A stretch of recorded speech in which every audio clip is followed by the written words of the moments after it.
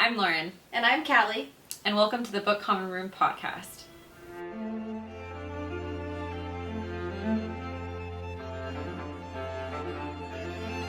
Thanks for joining us for another episode of the Book Common Room podcast. Today we're going to be grappling more with classical literature. We're doing a Charlotte Bronte, which is fantastic. Moving on from the more childhood stuff. Yeah. This is, well, I guess you could still classify this as childhood for us, because we read it in high school, but... Yeah, but... I feel like this is in my reading journey, this is kind of when I, graduated. We moved on and opened our nets to, more literature beyond, children books, I guess. Yeah, I remember, was it senior year of high school? In our AP English literature class. Was it on the reading list? I think it was. I think can't remember. Our teacher had given us a reading list, and I'm like, I'm going to read Jane Eyre. I'm going to challenge myself to this book. And that's where it started for me. Oh, that's cool. I remember reading it after you had read it, and you had really liked it, and I had another friend in high school that enjoyed it. And I kind of just gobbled it up. Yeah. It was, and it was new for me too, because I had this problem in high school where I don't know, things kind of just went over my head a little bit too much. But I did enjoy, I liked when we would read Shakespeare. I liked when we read, well, I didn't like Lord of the Flies, but I did enjoy getting exposure to that kind of dystopian literature. And honestly, you read Lord of the Flies and you're like, oh, this is why we have Hunger Games and things like that. And I had read, I had read Fahrenheit 451, I think is what it is. I didn't like that one. I loved that one. I loved to that reread one it. so much, because I just loved, even though it was book burning, and it was the main character was an interesting character, I really liked the concepts that it brought to light with regards to literature. And I think the biggest takeaway from me was that if you lived in a world where everything was taken away from you, including books, what is occupying your mind? What are the stories occupying your mind?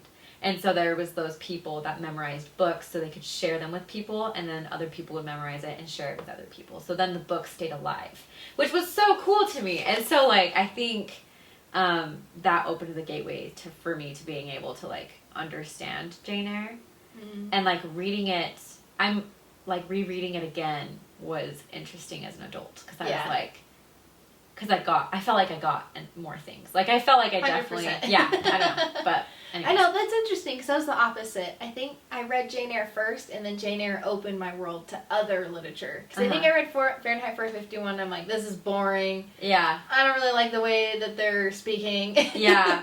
Well, Jane Eyre was the first one I had read that wasn't an assigned thing. It was I can read this for fun. Yeah, well, because you had loved it, and I was like, I should read it. Yeah.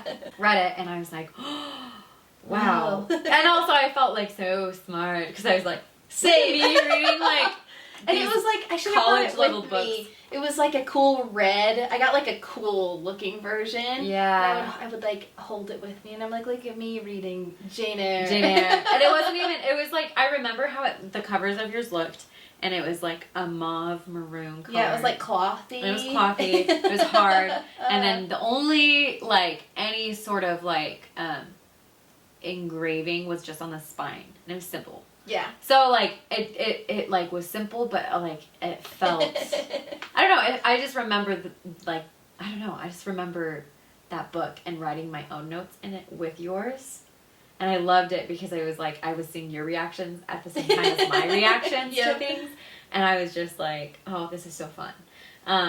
So after that, honestly, maybe sharing books with people after they've read them was kind of fun. And being able to do, a community notebook thing. Because, I used to hate writing in books. Because I was it's so irreverent. And then as time has gone by, it's if I'm not connecting pencil to paper, I don't think my mind is as engaged. I'm a huge writing in books person. So now, since then, all my books have, tabs and pencil marks and pen marks and folded pages and things like that. You can always tell if I didn't really like the book if I didn't mark it, do anything to it. If it still looks new, then it was just a meh book for me. Yeah.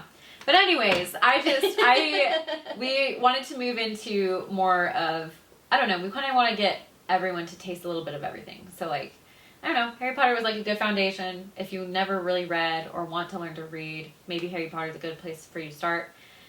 Honestly, if you learn to love reading, starting with Jane Eyre, that's incredible. Way to go. But I do feel like this is a very good classic book to start with, because like even like a 16-year-old picked this up and was like able to be like, wow, like Jane is an incredible like just person in general, but then adding in like this feminist aspect of the book where it's like, wow, like wow. she's so strong because of her kindness and meekness and passion. It's a little long. I think it's a little over 600 pages. Yeah. So I could see someone being like, oh, it's so long. That's like, and it's a classic that's kind of scary. But it reads pretty quickly. Well. It reads well. You like read her childhood so fast. And there's always something going on. There is, for me at least, there was a moment where it felt really slow, just like very mundane. She's like, I woke up, I went to go teach Adele, and it was just kind of boring for like a little bit. Yeah.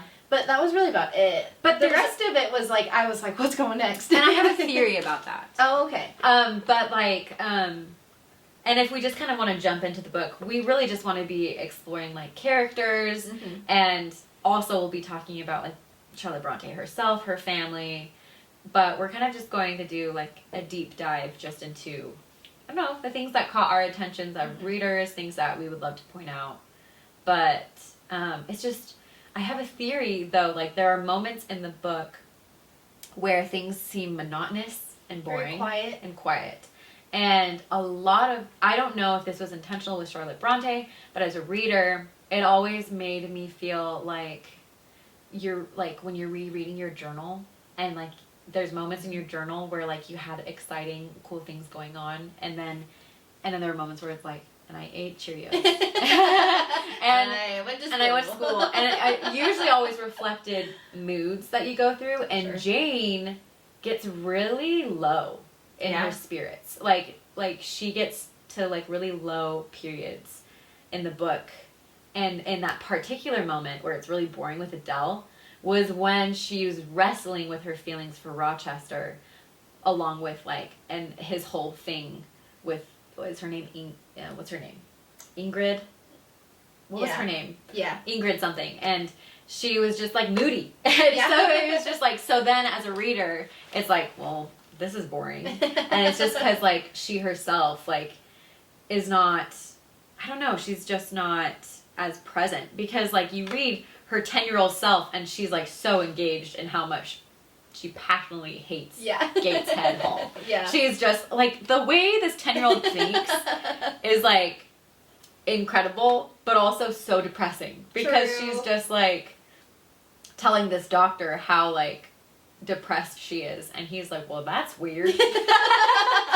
You're so like little, and like she is just so heavily like abused and ignored, and it's just heartbreaking.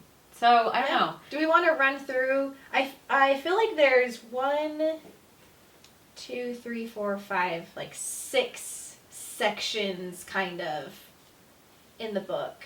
Yeah, I like that. Different like big moments in Jane's life. Do we want to run through those and just? Yeah, we'll do like a little timeline for like, and especially for those who may not yet want to tackle Jane Eyre but are okay with spoilers. Yeah. We can kind of go through like how Charlotte Bronte sets up the story.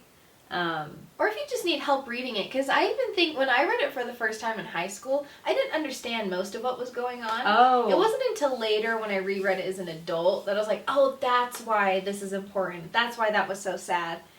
When I was 16, I really just read it because I thought the romance was so fascinating. Oh, yeah. I had different motives to read it back then. Yeah. I feel like I didn't get the depth of it. Yeah. At that age. I don't know. I think the things that stuck out to me the most before we get into the timeline were Jane's faith.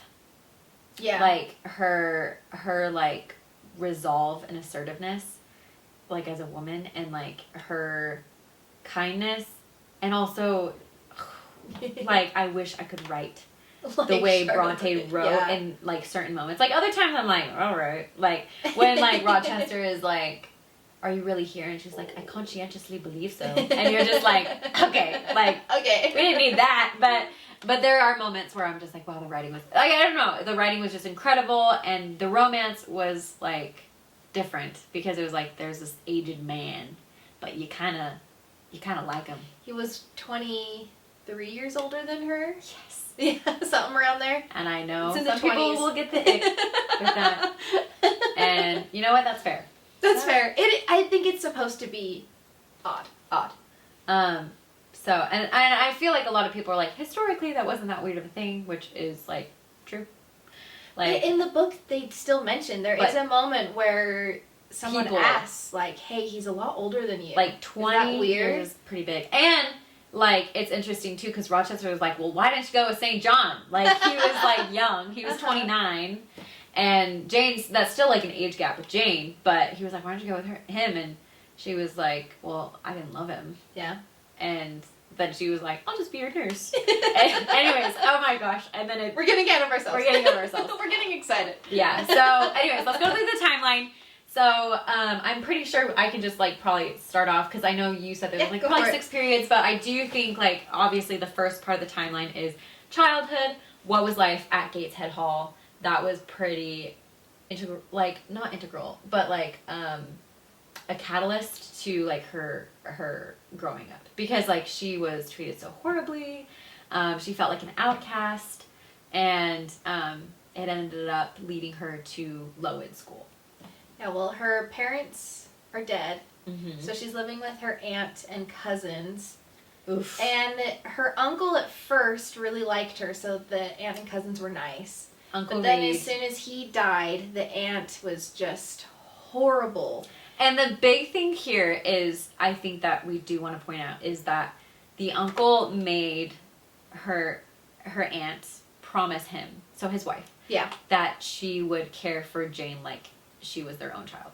She did. Which she did not do. No. And Jane, like, struck fear into her aunt's heart at the end of, like, before she gets shipped off to a school. She's like, they see everything you do. My parents and my uncle see everything that you do and know that you've been treating me horribly. And then her aunt, like, goes crazy. Sends her off. It sends her off. But before we move to Lowood, what do you think the whole symbolism behind the Red Room was? So anytime Jane got in trouble, she was reading a book, cousin hit her. Anyway, she gets thrown into this Red Room. And she panics. Yeah, she does. Freaks out. Uh-huh. What do you think that might mean, like, for Jane as a character to establish her? Put her in this setting. Yeah, the Red Room is pretty symbolic. And I feel like, I don't know if I can, like, I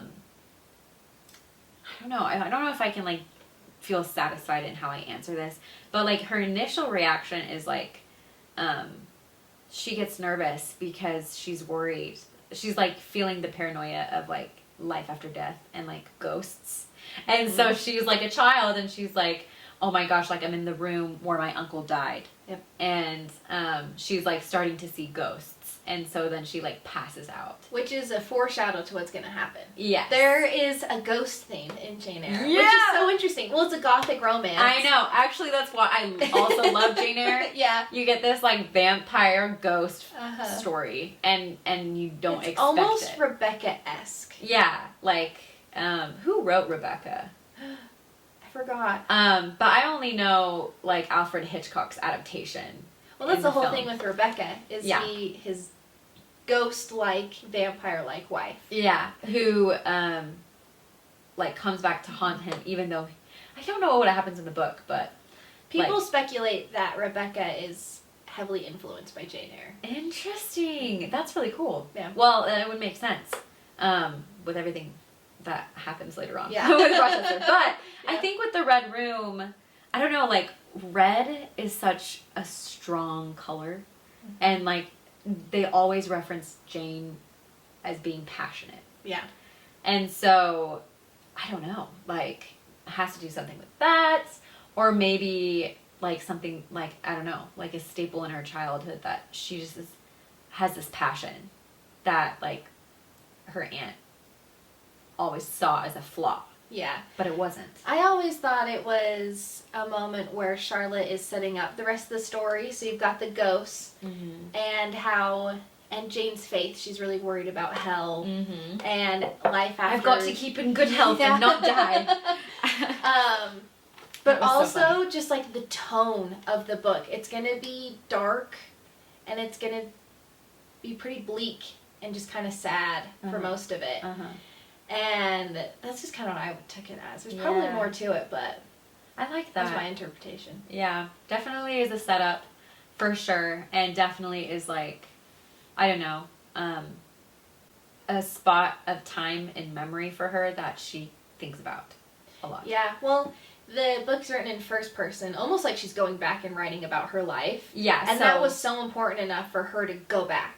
Because like you're reading her 10-year-old self, but then you're realizing, oh, like, when is she writing this? Like, how old is she right now when she's writing this? When Jane Eyre was originally published, the title was Jane Eyre, an autobiography. So it is technically supposed to read like an autobiography. Like she's reflecting back. It is interesting. But then there are moments... why they dropped that. I never thought about that before. I wonder why later on they just published an autobiography like that section of it. Because that's what Charlotte titled it as. I don't know. Was it the publishers that changed it? Oh, I don't know. That's why I'm asking. That's a good question. I haven't thought about that to this exact moment. Like, who really had the voice over changing it? Like, because I can see it. I can see Charlotte saying, like, to drop it. Because, like...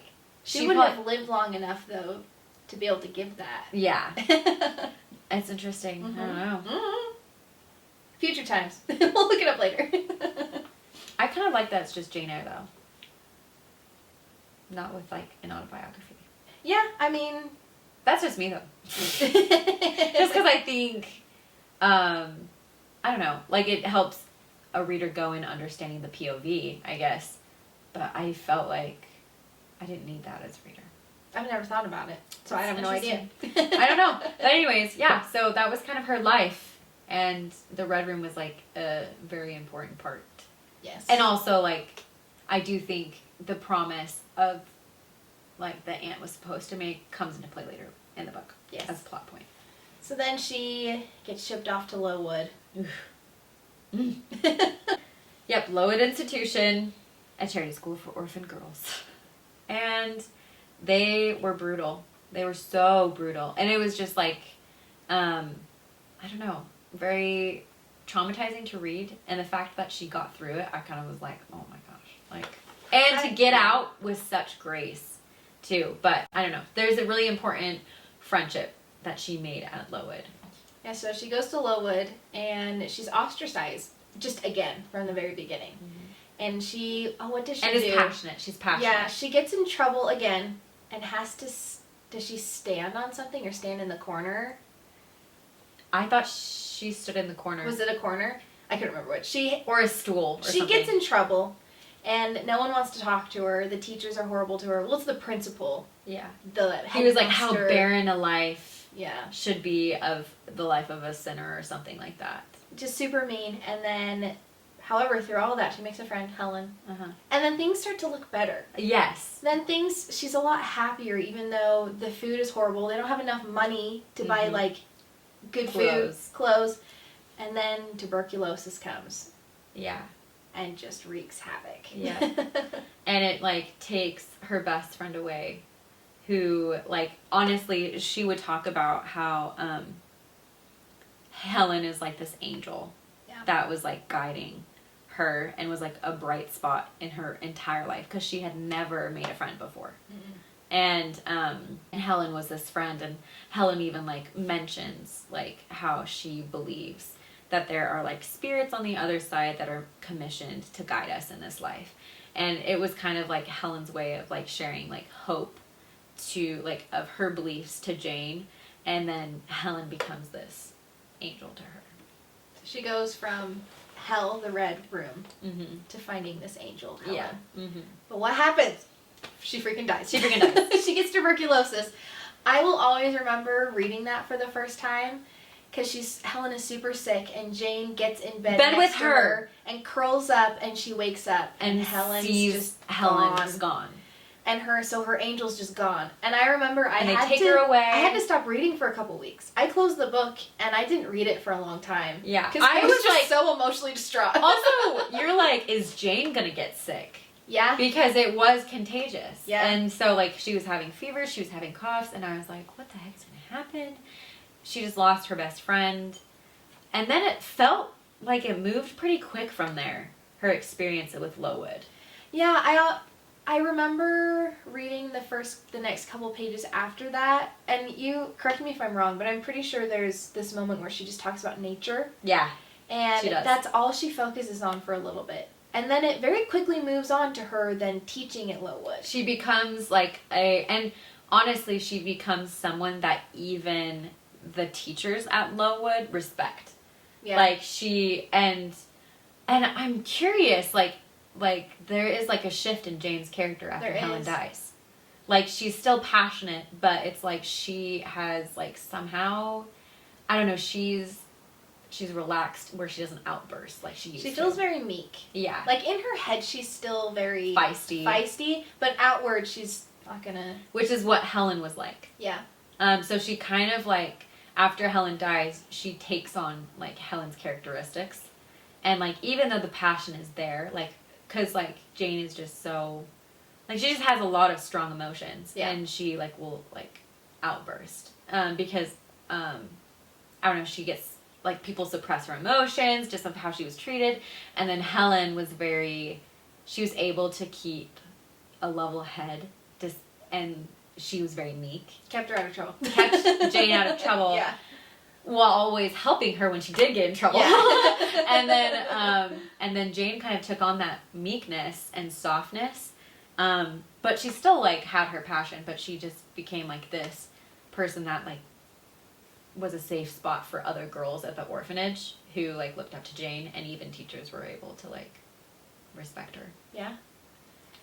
And then, I don't remember, why did she leaves then? She becomes a governess. That's why she leaves. On to her next phase. Yeah. To Thornfield Hall. Mr. Rochester. To become Adele Varennes. I have no idea. It's French. It is French. Varennes. At Thornfield Hall, and she doesn't meet Mr. Rochester right away. Oh no! She meets him later. It's very like this is the part of the book that I got bored at. That when she first goes to Thornfield, and she meets Adele, and then that's all it is. Yeah. Yeah. It's interesting. So she, like, goes there. She, like, sees this great house. Yep. And like meets Adele, and it's not until it's so good though. I'm not gonna lie, you got bored. I was like, ooh, I was like excited about like where it was going. Yeah. So I feel like the boring part was kind of exciting to me. I honestly think I was just still very traumatized about Helen. If I'm being honest, they moved pretty quickly after that. I think I was just still like, what's gonna happen now? Like, I don't understand what's happening. It wasn't until she meets this man who falls off a horse. Yes. And has hurt himself. And that then, she has to help him. I was like, oh, I see where this is going. Yeah. So it was like not a meet cute no. at all. Like when Mr. Rochester shows up to the story, but yeah, so she gets set up at Thornfield Hall. Doesn't even meet the master of the house, and it's not until she's running an errand that she's like in the woods, and she's kind of getting spooked actually. Yeah. Because she has also the other thing about Jane is like she's passionate, but she also has imagination. Yes. Like a very strong imagination. And so she's and it's not even like it's not as I don't know. Like I think when you say that, you think of like Anne of Green Gables. Oh.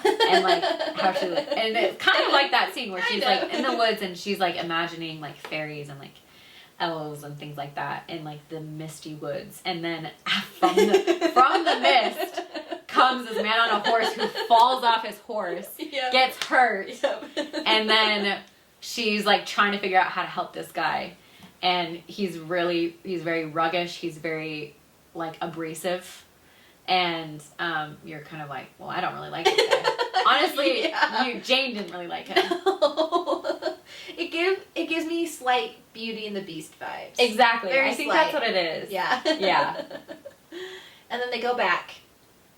She finds out. Okay, well, this is the thing. She helps him, and then he leaves. Yeah. And then the housekeeper is like, okay, like, I'm going to take you in to meet the master. And then it's like him with his leg. And you're just like, oh no. I met the boss and like didn't have the best interaction. Nope. So yeah, that whole part was very interesting. And I'm not gonna lie, that part in the book, I always remember their banter. Yeah, they have really good banter. They have good banter, but at the same time, such banter that I'm 16 when I first initially read this, and I'm like, literally, so much just went over my head. They're talking, and I'm like, I don't know. I'm like, holy cow! Like, at least with like other classic literature, you get the classic like Elizabeth Bennet and Mr. Darcy, and you could keep up with it because there was a certain level of wit. Yeah. But then this was like abstract. Yeah. Like they have banter, but it's like abstract, deep thought. I also feel like Rochester's mind is very interesting because he'll just go off, and Jane's like, hold on, we're talking about this. That's what I remember best is because Jane says something that I'm like, I so relate to this. And she basically says like, this has gone out of my depth. What are we talking about? What's going on? And I was like, girl, yeah, that's me. Because like even Jane is like, I don't even know what he's saying now. But they like both just will go off on each other or just about like some subject that they feel passionate about. But like this interaction I do remember because like she doesn't really know who this guy is. They get into like this deep discussion and then she's like, I'm tired. Yep.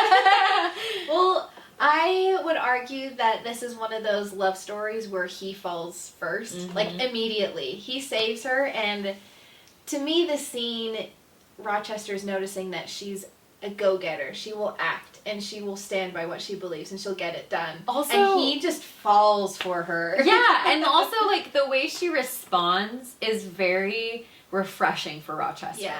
Because he's like always been pushed around to making decisions like into women to be with, like from like the influences of his like father. And so then he meets this girl who he's like, are you always like this? And she's like, yes. Or like, yes. Or like has very obscure dark art. Yeah. Like that she paints that is in this portfolio that he's like, wow, like this is a troubled child, obviously. And that's how he sees her at first, as a child. He sees her as a child and a little girl. I mean, because she is. And then as they talk, he realizes like she seems very mature. Yeah. And very old, which I think intellectually he falls for her first. 100%. Like intellectually, like I think that's where he falls for her first in love. And like her responses are just so like wholesome and pure because despite all the things and wrongs she's experienced, she doesn't blame anyone. Mm-hmm. And Rochester was like thinking like, what is your tale of sadness? And she's like, I don't have one. I had a good upbringing, even though she didn't. And she was like, I was raised well and taught to believe well, and that's it. Yeah. And then he like digs and finds out how troubled her past is, but he is like marveling at the fact that she's not brooding over it. Yeah. And I think that's really cool. Like I think he just immediately sees the strength of her character, and yeah, who doesn't fall for that? Because that's amazing. I think she's an incredible character. Right. Well, and the other thing, I don't know if they talk about this at this point or if it's later. A lot of their banter gets a little fuzzy for me. Oh yeah. But one of the other things about Jane and Rochester's character that is very important to know is that they're not pretty. Both of them. Yes. Rochester is explained as this rugged, kind of ugly man. Oh my gosh, it's so true. There was like a part where it had me cackling because it was like this part, and it was like at the end of the book too. Yeah. So I'm not skipping too ahead, but because it's a repeated theme in the book. It is, yeah. Where it's like even at the beginning of the book, like Jane is very, very much like it's ingrained in her brain from her family, from servants, that her life is harder because she's plain. She's a plain Jane. She's a plain Jane. And to like the most literal sense. And whatever that meant at the time. I don't even know what that means. Because beauty is just already so subjective. But like, they compare her to her cousin who has like bouncy blonde curls and blue eyes and rosy cheeks. Mm-hmm. And Jane, I'm assuming, is like the opposite. And I honestly kind of love that, though. Yes. I remember we watched an adaptation of Jane Eyre, and we were watching it with a couple friends, and one of them was very upset that Jane wasn't pretty.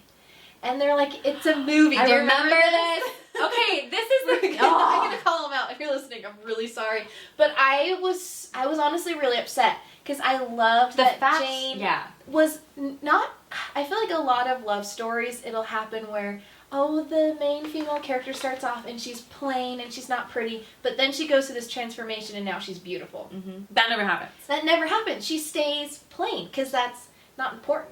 Yeah, and that's the thing, like, I love her so much because of her character, because I feel like maybe this is a thing that Charlotte Bronte was getting at, but it was like, you can fall in love with a character just as quickly in their character, less of how they look. Yeah. 100%. And then you read the book and you literally don't even care how people look at all. No. And especially Rochester, even though, like, and the funny thing is too, like, I feel like the compelling aspects of their character are just like the strengths of like their personalities. I think they're just they have very intriguing personalities. And so, but there is like a part, I wish I could find it, but it was like, it like made me laugh so hard because basically, like, it's just, but it was just so good because it's like Rochester has asked like several times in the book, like, do you think me handsome or think, and she's like, you're beastly. Or like, you're not at all. But then he also has said the same thing about her, like, she knows that she's plain and that she can't compare it to like the beautiful women and guests that he has over at his house. But it's like, that's not, but that just shows how much like what love is in this book. They fall in love with each other because of their intellects. for like their strength and of character, and I don't know, it's just so cool. Compatibility. Like this is the thing. They needed equals. They wanted an equal. Someone that they could like share their thoughts with, and like and I thought that was so cool. And when I was like a teenager reading that, I was like, ooh, this is great. Because I know, like, it's like the same thing. Like, you always get a person that's like, not like they go through like a transformation, or they're just immediately, like, in all the books that we read now, in like YA books, they're always like gorgeous, but like Rochester and Jane are not. Everything, they're just so plain. Pretty. They're just plain. Which, like, I mean, I love watching Jane Eyre adaptations because I don't know, I think it's hard to get Jane Eyre right. But there's one adaptation that I'm just like, dang it, because they put Michael Fassbender as Rochester, and I was like, oh no, like everyone's gonna love him. They don't make it hard to love him. Yeah, but it's also movies. Like, if you're gonna get an actor, it's probably gonna be handsome. Yeah. But anyways, and also, Rochester is also an enigma for me still when I read the books. Because I still am like, I'm not sure if I like him still. When I read it for the first time, I fell in love with Rochester. Oh, same! And then the just like I fell for the Phantom of the Opera and Phantom of the Opera. Or just like I fell for, even Heathcliff when I read Wuthering Heights. Oh, you that did? One time. See, I was complete opposite. I hated Heathcliff. And then I was like, well, I didn't really like Catherine. I hated Catherine. Oh my goodness. Catherine was the worst. But we'll be brave one day and talk about Wuthering Heights. Oh, and we know a few people that they say Wuthering Heights is their favorite book, and I have to sit down with them and talk to them about it because I don't know why. I will 100% agree that it is probably one of the best written books I have ever read in my entire life. Yeah, it is so beautifully written. The setting is so beautiful. The characters are so complex. I got too distracted by how much I hated them and the bloody hand. No. And I was like, on the window. I started rereading it. And I got about like 200 pages, and then I just got distracted reading Harry Potter. But, but like, I even just like rereading it up to that point, I could see it becoming one of my favorites because of those reasons. Because of how it was written.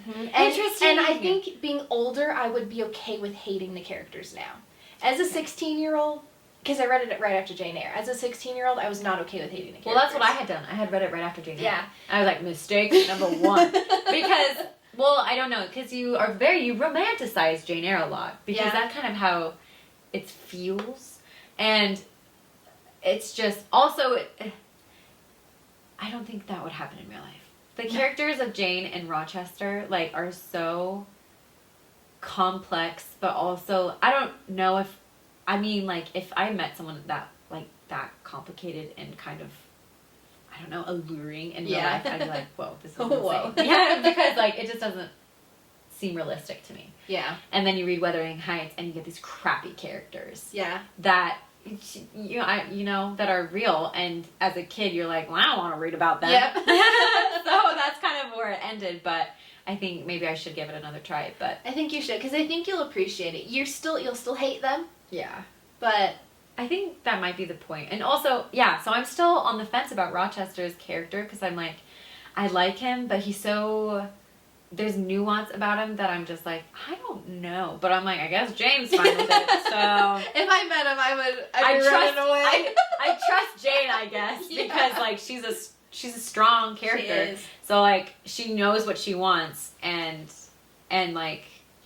so I feel like at the end of the book, I'm like, okay, I'll trust you. He needs to be humbled. I trust you. Yeah. He really needed to, and he got uglier. We're getting down to that. But it's fine. Okay, so moving along just a little bit. So we're still at Thornfield. They've been stewing, kind of falling in love, and then they're about to get married. And then what happens? Oh my gosh! Wait! You have to say your quote. You have a quote at this part. I do have a quote. Okay. This is moments before they even get married, and it's mainly Jane is like kind of wrestling with the fact that even though Rochester isn't like a physically like beautiful man, that he is very alluring and very charismatic. Yeah. And also has money. Yeah. So he had trails of women that were like courting him, following him. People at this party. She was kind of tucked away in the house. They were like, okay, Jane, go over there. And he was like entertaining guests, and she just is wrestling with the fact that she's falling in love with this man, and then she's like second guessing if he even feels the same with her. But anytime she's in his presence and it's just them, I think she's aware of how he feels about her. But then anytime they're in a group setting, she's like, well, actually... She just sits in the corner. She sits in the corner with Adele. And so then she's like, is it all in my head? And the other women make fun of her. Which, that's why I didn't like Rochester, because like the whole time she's like second guessing, like, is this all in my head how I feel for him? Is it just one-sided? Until he's in her presence, and then she's like, oh, but I love him, and he probably loves me. Anyways, so we get to this culminating head. There's this moment where they're just talking about marriage, and he's being very aloof, and is like, I am being told I need to get married, I need to settle down, and he's just like, who do you think would be like a good match?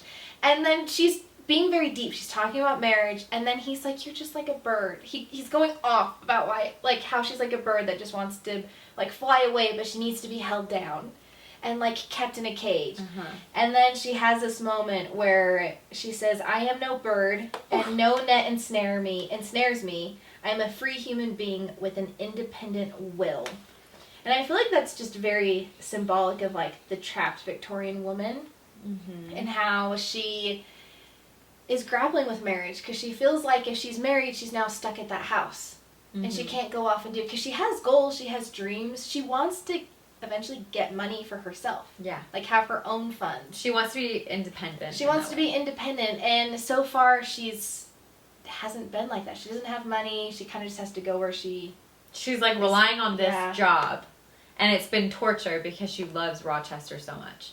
But if she gets married to him, is she just gonna be like, is marriage for her at that time just gonna be because strapping her down? Yeah, and she also, I think she points this out in the book. Let me know if I'm wrong, but she's like, I don't know anything about the world. Yeah, she does say that. She like talks about how like little she actually knows of the world, because she's like only ever known the school and being this governess, and so she's like seen very little of the world.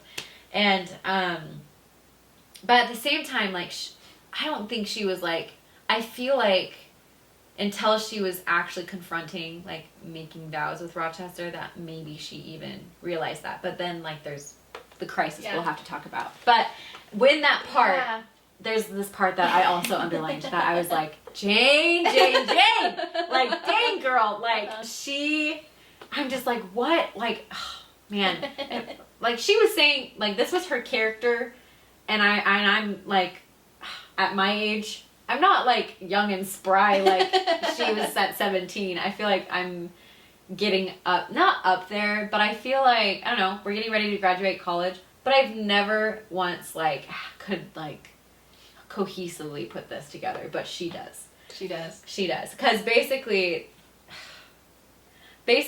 this whole conversation with Rochester where he's like, oh, you're like a bird, we need to tell you down, like, being aloof in his proposal. Yeah. He's trying to propose to her. Is.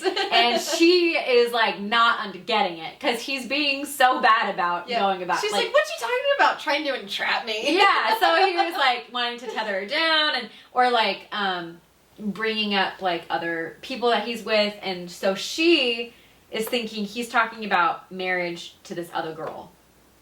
And so Ingrid. And so she was like, do you think I'm a machine? Because the way he treats her. And I was like, oh.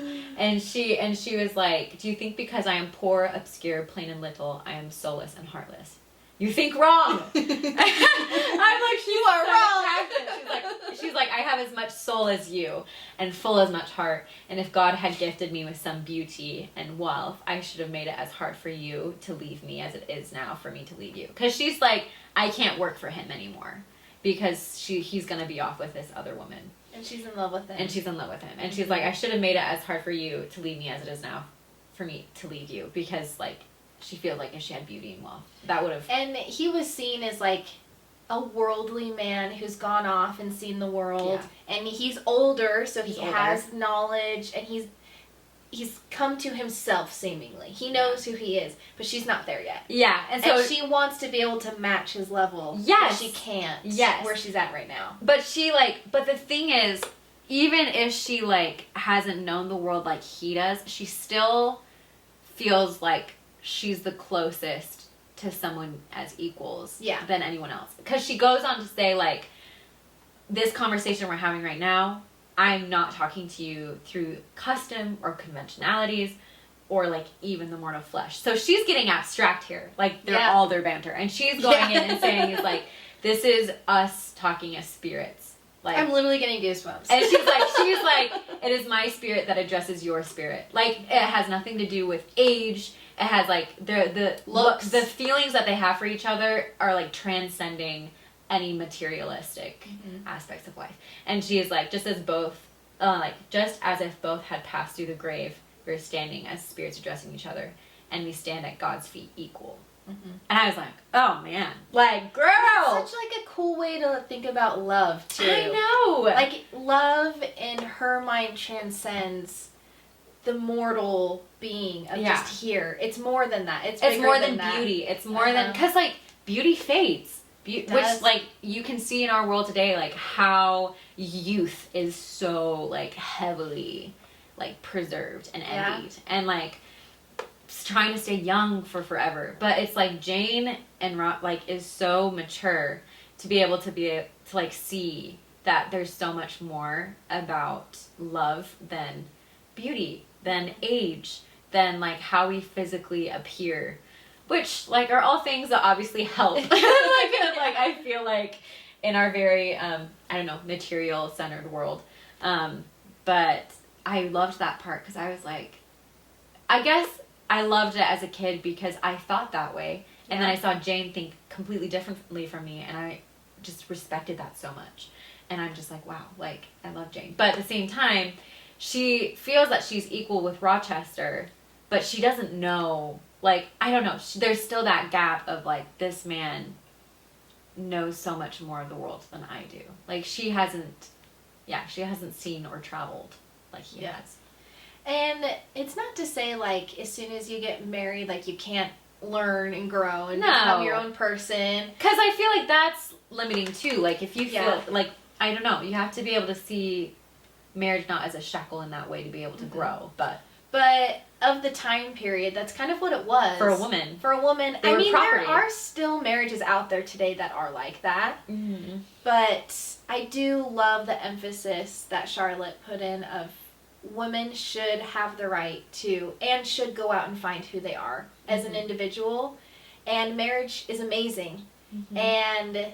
But you should know who you are. Yeah. You shouldn't just become the person you're going to marry. Yeah. You shouldn't just be their wife. Mm-hmm.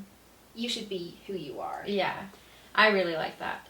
And I think also because, like, in the book, she does end up with Rochester. Yeah, they get married. And it's like, because I feel like, I don't know, there's a lot of books out there where it's like, the woman doesn't need a man. And it's like, true, but also it's okay to have a man.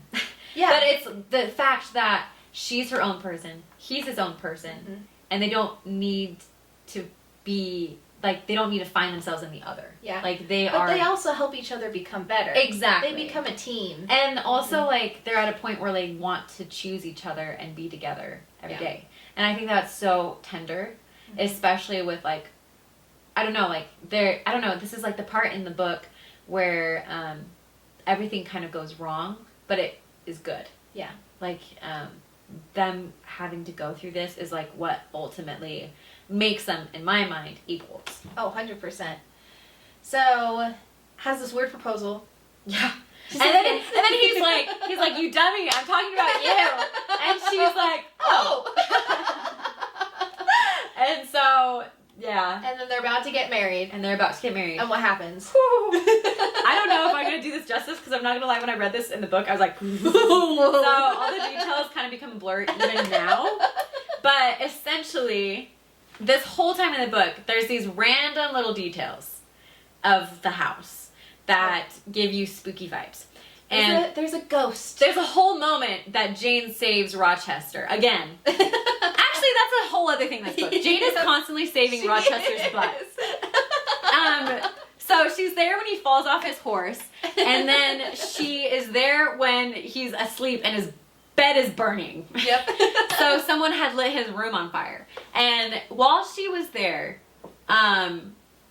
she always sees the wind blowing underneath the tapestry. There's something odd. And so there's something odd. And she hears singing at night, like humming, go past her door.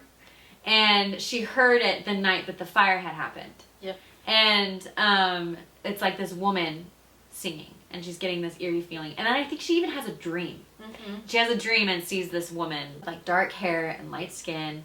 And very vampire-like. And so she gets, like, she has this sense that there's something at the house. And then it all comes to a head when they get married.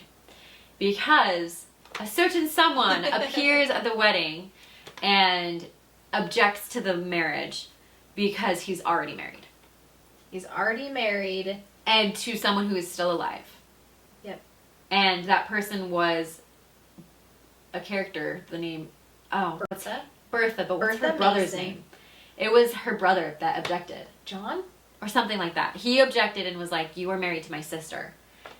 So you can't get married. And then Rochester storms off with Jane, like, tethered to him. She's like, what's going on? Like, yeah, and storms off, takes them all to meet his wife, who has been hidden in the attic of the house, who has been setting fires to his bed and humming at night through the house, because the housekeeper in charge of watching her gets drunk at night. Yep. And so she gets out, and that's how the fire had happened, was because the housekeeper got a little too drunk and wasn't watching her, and so she got out of the attic and explored the house. And tried to kill Rochester. Yeah. But it's wild. Bertha, as a character, I think is incredibly symbolic. Oh, for sure. Mm-hmm. Totally. Yeah. Just of the time period. Uh-huh. Because, again, there's this, like, she did forcefully get married to Rochester. So, why am I blanking? they wanted his money. Yes. And they tricked, what they did was they tricked Rochester. It was like an arranged marriage. He got arranged into this marriage by both the parents of Bertha Mason and his parents. Sure. And he thought she was beautiful. He was fine with it. Like, he was like, sure, like, I'll marry her, because he thought she was gorgeous. And the thing is, they only would show parts of her.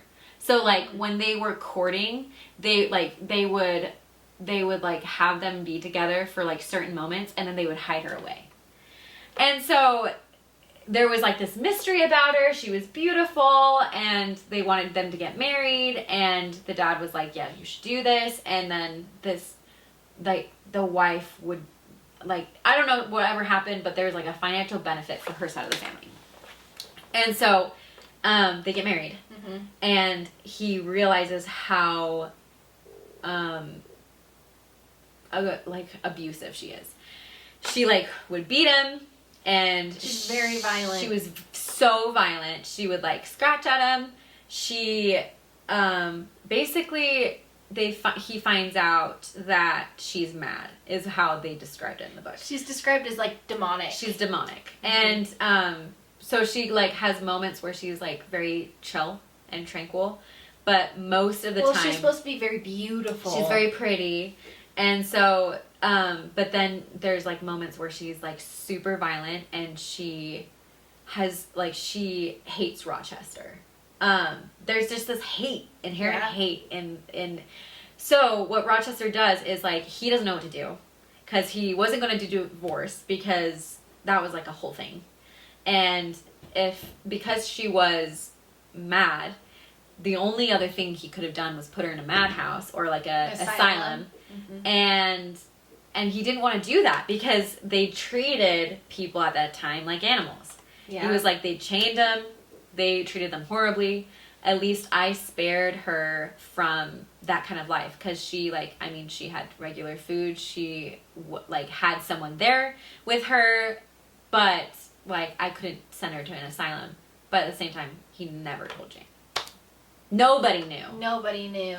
They all thought he claimed she was dead. Yeah. So they all thought he was a widower. So that was, like, when everything came to head. And, like, they go up to the attic, and she meets his wife, Bertha. And she's, like, spitting flies. Yeah. It's kind of gross. But you're just, like, you get, like, really, you just feel really gross when you read that part, because you're like, oh my gosh, like, you feel bad for Rochester, but also you feel like, wow, that was a gross lie. I know. Well, and Rochester doesn't help his case, because he comes up and is like, we'll pretend to be husband and wife, and we'll run off to France and live our married life together. Yes. And Jane's like, I do not want to be your mistress. If we're going to get married, we're going to get married. And also, this is the other thing too, though, is, like, there are some things Rochester said where I'm like, that's kind of true.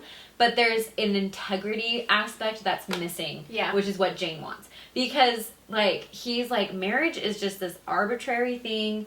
Like, I never was with this woman. And, like, even though there's a document saying we're married, I'm devoted to you. Yeah. So he's like, why can't our love even transcend the law in that sense? And I was like, I can see where he's coming from. But Jane knows that it's wrong. Jane knows that this, like, there's a level of, like, integrity and truth that is missing, even if they did go off together, because, like, there was a level of deceit in the whole thing. Well, what was I gonna say? I got distracted by the fireworks. Oh, sorry. Yeah, obviously, it's 4th of July. Well, day before 4th of July. Day before 4th, which, like, ages you guys, like, oh, wow. They filmed that far ahead. Yeah, or not that far ahead. Maybe we're kind of behind everybody else making know. their podcast. But there's, like, fireworks going on. But nonetheless, like, we're kind of just talking about how Jane didn't feel like she didn't feel like it was right, because there was deceit and there was, like, lies, and she's like, I remember what I was gonna say. Anyway, continue. I remember what I was gonna say. I also feel like Bertha's character is a very exaggerated, almost thought process of what Jane could have thought her married life might be like if she does get married. Is she just gonna become this wife that gets chained to this house and no one's gonna know about her? It's very exaggerated. But when I read it the second time, it's kind of what it felt like to me. Jane was very worried that she might become kind of like that. She will lose herself completely and become almost a shell of a human, like Bertha was.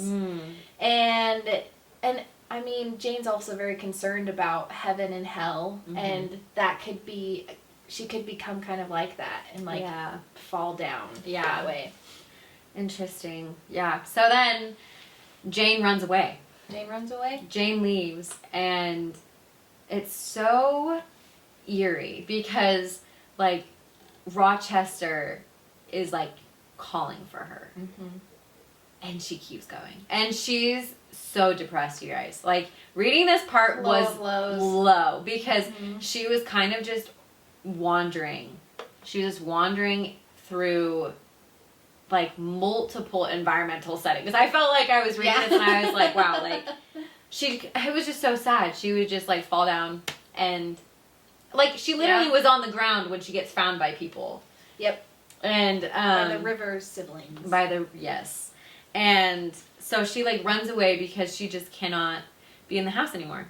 Like, she's, like, still at odds because she still loves Rochester.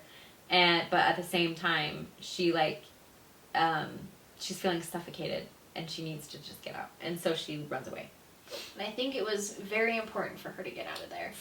Hello, this is Lauren. We have 2 moments within this podcast where our microphone just decided not to work. Hopefully this is the last podcast that this happens to. There seems to be a pattern with using old college sound equipment. But we just wanted to preface that there are going to be 2 parts that myself and then later me and Callie will just hop on in here and do some post sound for this podcast, just to fill you in on the content that our video had deleted with the sound. But essentially we're getting into the part where Jane meets the River siblings. She meets John, who is a pastor, and they essentially rescue her from like her lowest moment when she leaves Rochester and leaves Thornfield Hall. And essentially Jane is teaching. She feels a lot of independence this moment in the story, as she is able to teach young girls, and she just loves it so much.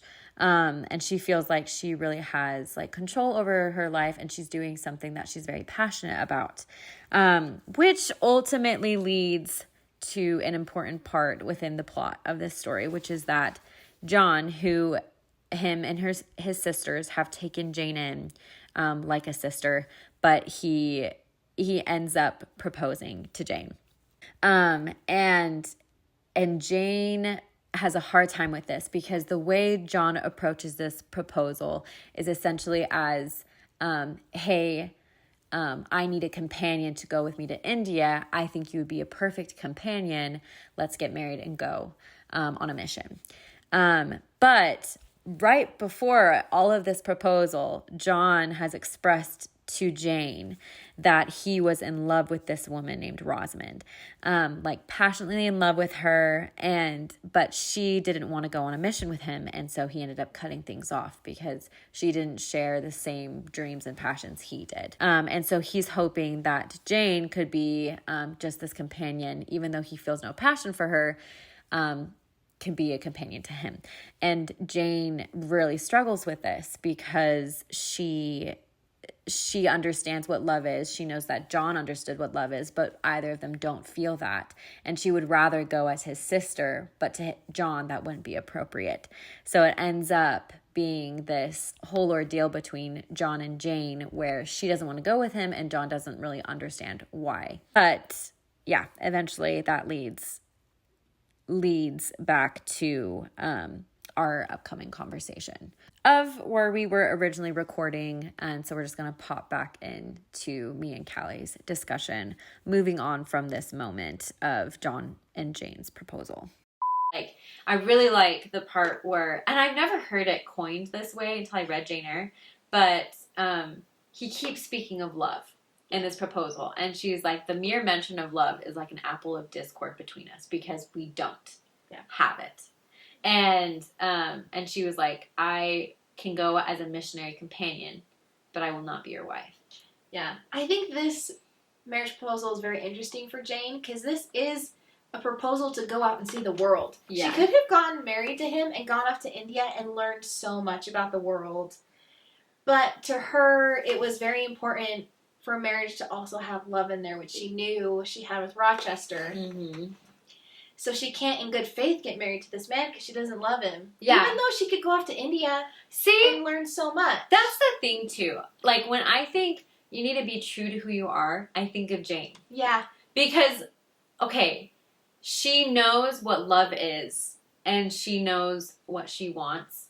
But even though she could go to India, live a comfortable life with this guy, and still have, like, some level of independence, it would be betraying herself, because she knows, like Jane has passion, she has imagination, she has, like, such meekness, but she, like, to be able to live holding dear to those qualities, she knows she needs to marry for love. Yeah, I also don't think that St. John would see her as an equal. No. I honestly think he would see her as just this woman that's going to give her kids. Yes, exactly. Give him kids. And so I was just like, he doesn't, and it's not even a woman, it's like he doesn't even see her as like a person or like a human or an equal, like you said. And so but there is like this, okay, do we feel complete with that? Because I'm ready to move on. Yeah, move on. Go for it. Go for it. All right. There is an important part here, you guys, that has stuck with me for a long, long time.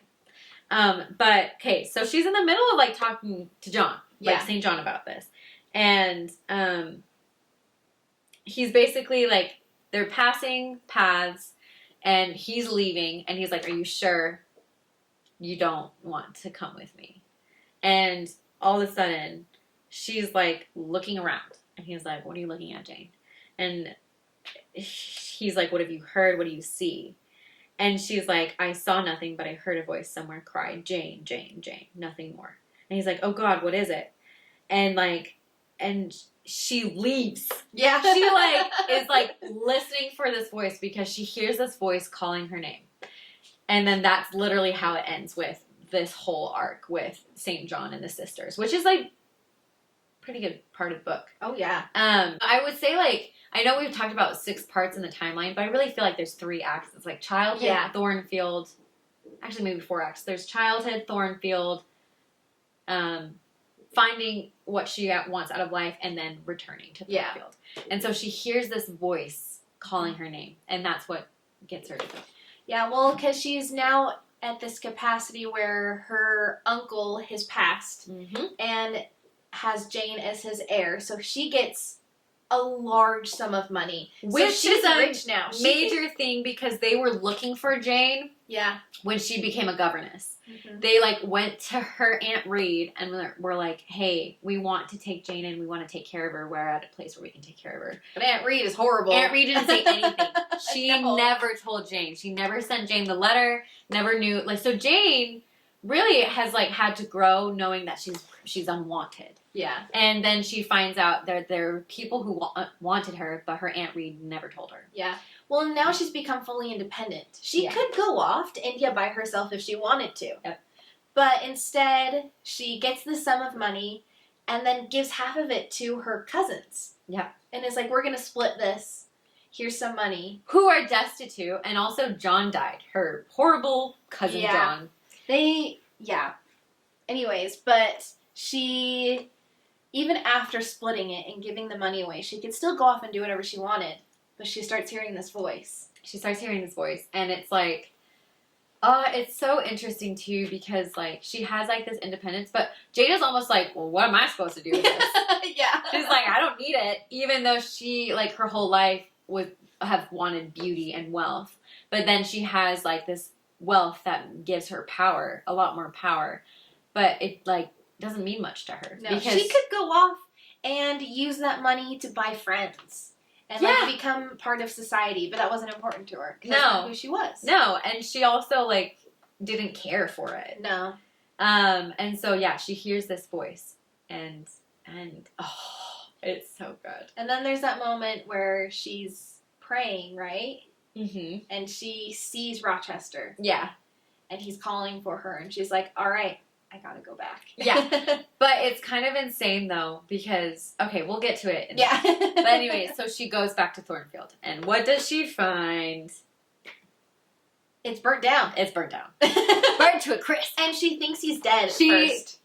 Doesn't know Rochester is alive. She goes, she's, like, seeing... Because this guy's like, Mr. Rochester, or someone had died in the building. Yeah. But she didn't know who. And, but she finds out while she's there what actually happened. Well, yeah. But initially, she gets there, is in the rubble, and thinks Rochester is dead. And, like, she probably is putting the pieces together at what happened. Like, she wasn't there to save Rochester from Bertha Mason, who caught the place on fire. Yep. And this time it went like, that time the lady that was overwatching her got so drunk that, like, no one heard her. And so she, like, caught the whole place on fire. And so, like, Jane thinks that he's dead until I explain how Rochester wouldn't leave the house until everyone was out. Went to go get his servants. He went and got everyone out. He even went back to get Bertha Mason out. Yep. Who was, this is really, like, kind of traumatizing, but he sees her on a precipice, and everyone is at the foot of this mansion of a house. Everyone is at the foot of this mansion and, like, sees him up at the top of the castle, essentially is what they have. Yeah. And sees him and her on the precipice, and she falls. She jumps. Yep. And so she dies. So she's the one that died. Yeah. Hello again. As promised, this is the second part in the video that we had to record once again just because of some audio failures within our original filming of the podcast. So thank you so much for your patience and willing to work with us. Hopefully next time we will not have to redo anything because we have good enough equipment. But me and Callie are here again, woo, talking about one of our favorite books. So it's fine. It's fine. But essentially what the conversation is leading to at this moment in our podcast is that there is a certain humanness to Rochester that we have not yet seen in the book. And I think we both feel this way. It is a pivotal moment in his character because we have Bertha Mason up here on the precipice with the entire, like, estate burning down and Rochester going back and forth rescuing servants, and then he gets to her who's on the precipice and he tries to save her. And part of the reason that we feel like this is so pivotal is because honestly, his life would be so much easier if she did just die. Yeah, I mean, before he locked her up and then ran away, but this time he's actually going to try and save her. Yeah. Sadly, doesn't work out. No. But yeah, he has grown. Yes, because she ends up jumping and he couldn't save her. And I think that is so telling about his character because despite, like, for him, locking her up was a mercy. Yeah. And for him, he also was going to try to save her because he felt like that was a mercy, but she ends up jumping. And, which is, like, horrifying probably for him. Well, and then he loses eyesight in one eye. He goes blind in an eye and he loses a leg. Yeah.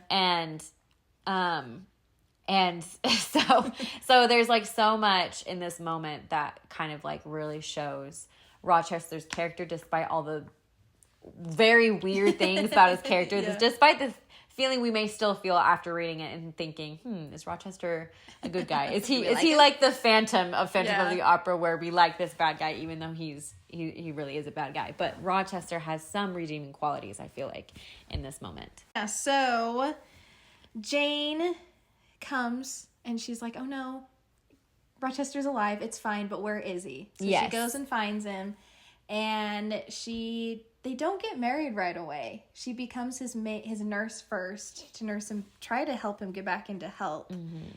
But their conversation at the end, I love. Yes. Because they're talking about why she didn't marry John. Yeah. And why she ended up leaving to go back to him. Mm-hmm. Which I think is very interesting, very important. I think so too. And, like, I just remember reading this and like getting chills because mm-hmm. like Jane leaves John because she hears a voice. Yeah.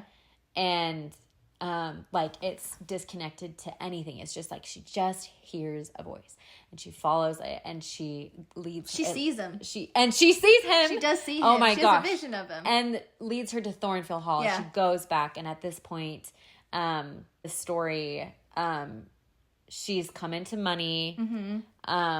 It can be her own mistress, and she chooses to go back. Yeah. To Rochester, and he tells her that he was calling for her, which is just like this full circle moment, and you're just like, oh my gosh, Yeah, it's just like so good. I was obsessing over it. So I love that moment. But it's just like for Rochester, he thinks he's having a vision, seeing her coming back. Yeah. Here's her voice. And like, doesn't he barely hold her hand at one point and is like, is this my Jane? Yeah. What does he say? I can't even remember. But he's like, no, my fairy. Something like that. But it's like, I don't know. It just kind of gives back to the whole overtones of like vampires and elves and fairies, like that this like environment and setting kind of gives off, and that's what he calls her, and it's just so cute. And it's religious in a sense because she's praying, but I kind of like that Charlotte talked about that because it allowed for her to talk about how their love transcends just them living on earth and loving each other. Mm-hmm. It's more than that. Yes. Their love could, I don't know how many miles were between the Thornfield Hall and where she was at. Mm-hmm. She could see visions. Their love was so powerful that could happen. Yes. Okay, and then remind me when she is praying. Is she praying before she goes to Thornfield Hall, or when is the prayer happening? What do you? It's before Thornfield Hall. Okay. Yeah. So that's so interesting to me because, there's like this lack of I don't know, materialism and lack of I don't know, like Jane isn't beautiful. Rochester isn't beautiful. He's charismatic, which is why a lot of people fall in love with him and his money.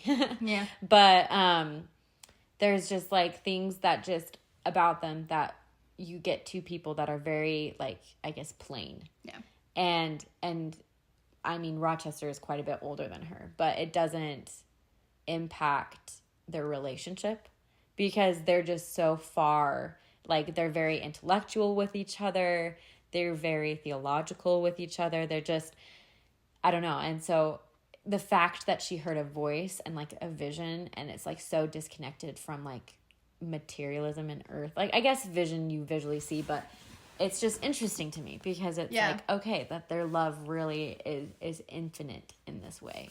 And we've been talking about this whole episode about their love and them being plain and Rochester being kind of ugly. But the ending really solidifies how important that aspect of the book is. Yeah. That is what, not the number one thing maybe we should be focusing on, depending on why you're reading the book, but it is extremely important for us to realize really what love is and what should be most important. Yeah. Is it the materialism behind it all? Is it money? Is it looks? Or is it who the person is? Yeah. And I know like a lot of people are like, I know looks don't matter. So like, but they do need to be attractive. And like there's always that little niche in there. And I think that's so funny. But then you read like Jane Eyre and it's just wholly disconnected because these people like, I love how Rochester puts it, but he like talks about how he's always felt like that there's a string connected to Jane, to him beneath his ribs, like to his heart, and how like he's always afraid that if she was to fly away, she would take his heart with her, which is just so like tender, and it's just, I don't know. This is why we fall in love with this him. is why we fall in love with this man. But I just had to put in this because it makes you chuckle. Because there's just, Jane Eyre isn't so, I don't know. Like, you read, like, Jane Austen, and then you read Charlotte Bronte, and they're just, like, these brilliant writers, and, like, I don't know, like, Jane Austen is funny. Yeah, like, she's funny. And then you read this, and it's so serious, but then, like, Jane Eyre's character is just so funny. Like, not, like, purposely trying to make you laugh out loud, but there's just things that just crack you up.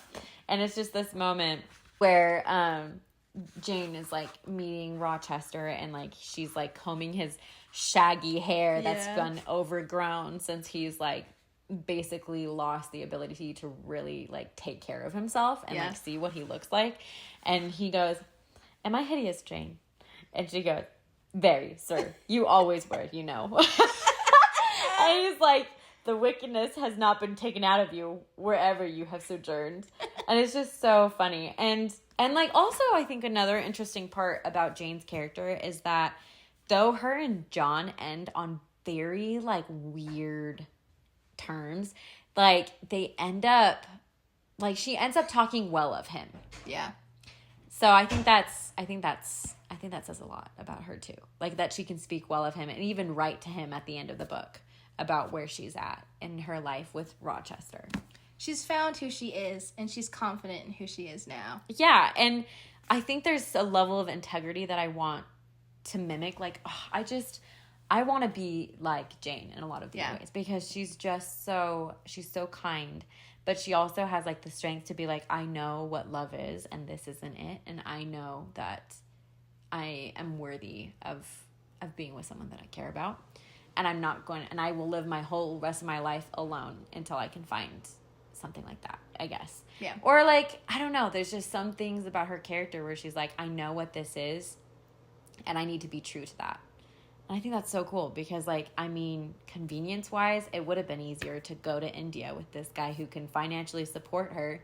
And, but I guess, like, eventually, like, it ends up working out for her because she does say, like, in the end that she is her own mistress, which I think is awesome.